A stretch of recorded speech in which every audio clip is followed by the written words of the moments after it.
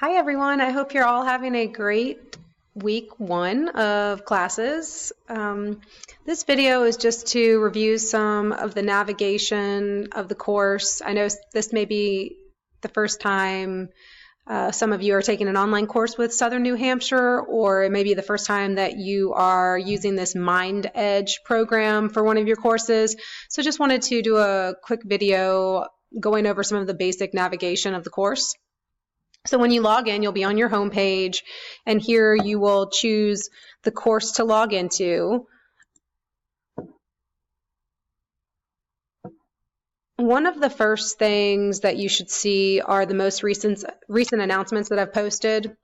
So that's really the best way to get started. You'll see them here on your course page, but you can also go up to the course menu and access announcements this way.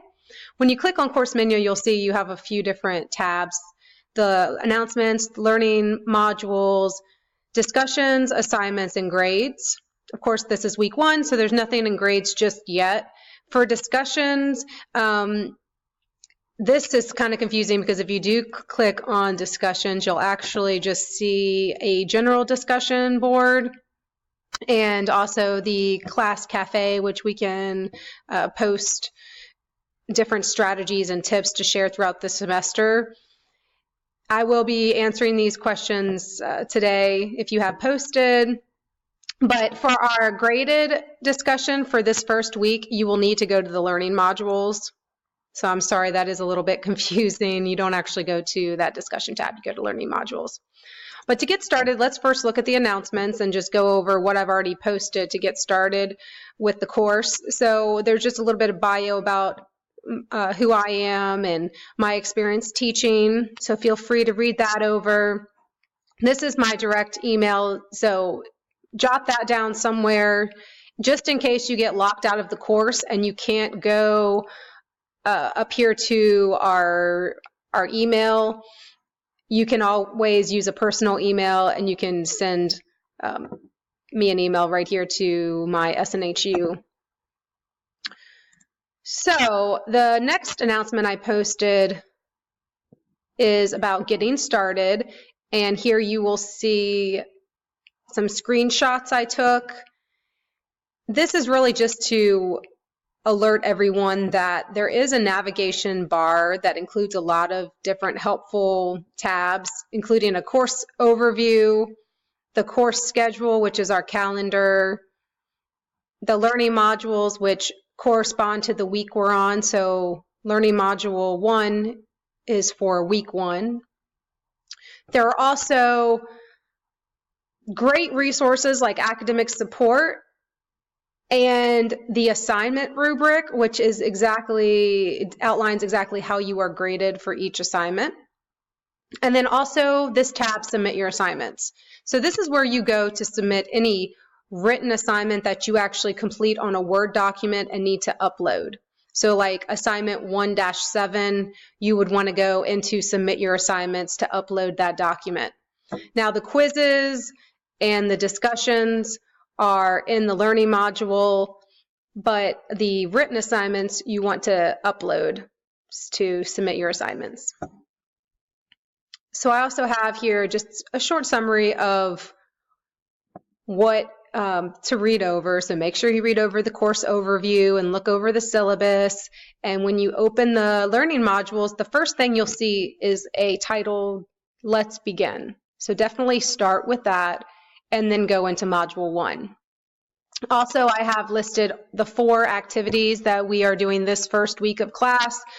The 1-1 discussion is not graded. That's just a way for you to introduce yourself,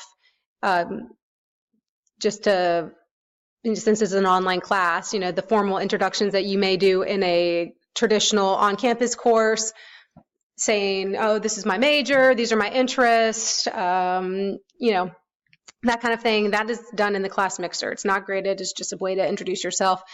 The graded discussion is 1-3, and that is a moment of critical thinking. You need to read over the full description of that and post by tomorrow, by Thursday. The replies are due by Sunday, but but the initial post that you make answering the writing prompt is due tomorrow. There are 2 other assignments that are graded this week that are both due Sunday.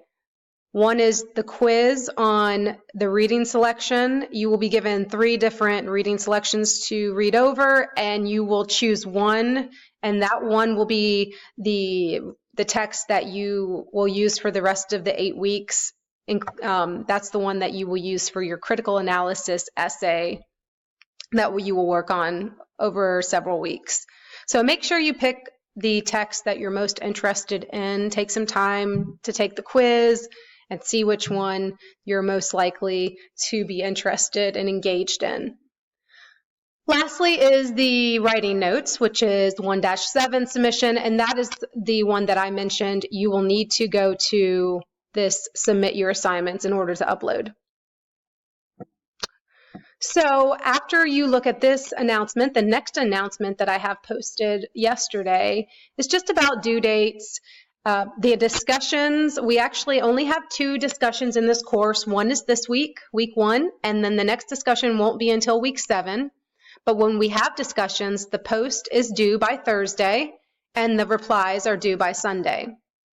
For this first week 1, the discussion acts as your attendance activity. So you need to make sure that you submit this discussion by tomorrow. If you have any questions, please feel free to email me.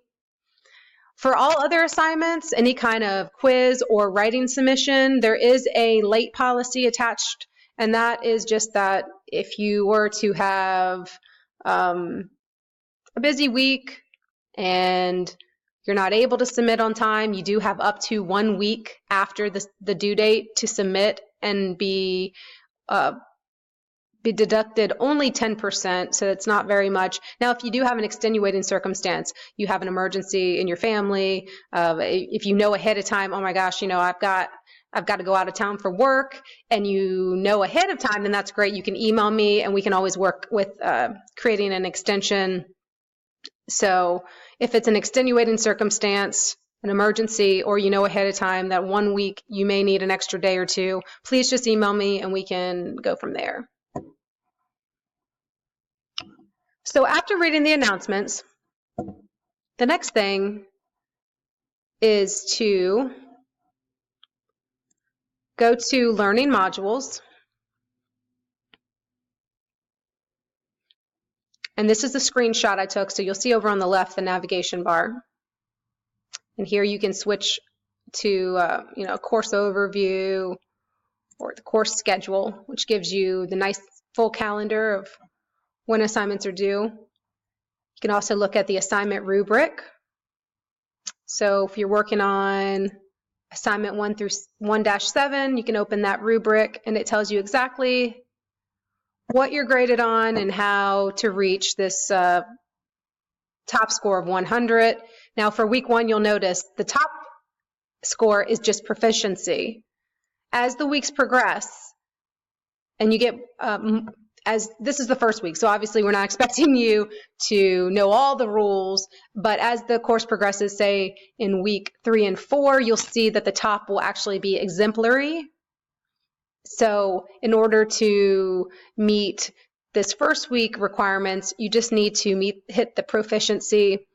So things like following the instructions and addressing the writing prompt fully. You want to name the article and the author of the article that you are choosing to use in your analysis. You want to determine the purpose of the essay, determine key points and support those key points with rationale. You want to identify who the author's intended audience may have been and determine potential challenges. And then also proofread for things like grammar and spelling, syntax and organization. Citations we will get into a little bit later this first week. You don't need to know whether you're using MLA or APA, but that will come later in the course. When it comes to purpose, if you're not sure about what purpose means, you can always email me. The other thing is use Google to your advantage. So if I were to go to Google and I just say author's purpose, here I get a lot of different results, but this one is a good one because it just breaks it down quite easy to see that an author's purpose is usually to persuade, to describe something, to inform or teach the reader about something, or to recount or to tell a story. So those are basic purposes. The same goes with intended audience and potential challenges. Of course, you can email me. This first submission is really just to gauge where you guys are at. I'm not looking for perfection. Don't worry. We have plenty of time. We have several weeks to get into the strengths, your strengths and weaknesses of writing, and to build on this initial assignment. But for intended audience, we want to think about when the piece was written, maybe where it was published, and who the author had in mind as to who was going to be reading the text. So if it was published in a scientific journal, something was published in a scientific journal, then they know that their audience would be maybe experts in the field, people with higher education degrees in a similar subject, versus if an article was published in a local newspaper, then the audience would be a more general audience. It's written in a different way, maybe not with as much jargon and different technical terms because it's written for a different audience. Potential challenges really refer to, say I'm writing to a scientific community. My potential challenges may be that they know a lot about my topic. So how will I persuade them to believe what I have to say? If I'm writing to a scientific community, then I would want to use data and figures and different facts with reliable research to prove that I did my due diligence and that I know what I'm talking about.